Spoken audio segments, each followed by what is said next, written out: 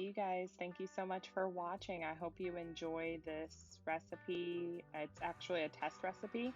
So first you're going to add 2 cups of pineapple to your blender or food processor and 1 can of light coconut milk to your food processor or blender. And then as you can see here, I'm adding 1 tablespoon of agave to my food processor. So I'm really excited to use agave because it's my first time actually using it in a recipe. And then you're going to blend your food processor or blender for 1 to 2 minutes until it's well mixed.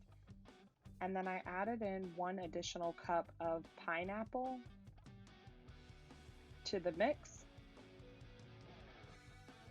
And I blended it for about a minute, and then I added 1 more tablespoon of agave and blended it once again just to make sure it was well combined and the pineapple chunks were broken up. And once this is done blending, you're going to add a half a tablespoon of vanilla extract to that mix and blend it once again.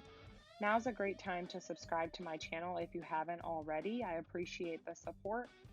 Feel free to try this recipe and let me know how it turned out for you. Again, this is a test recipe, so I would love to hear feedback on if you enjoyed it, and I look forward to hopefully having you stop by my channel again in the future.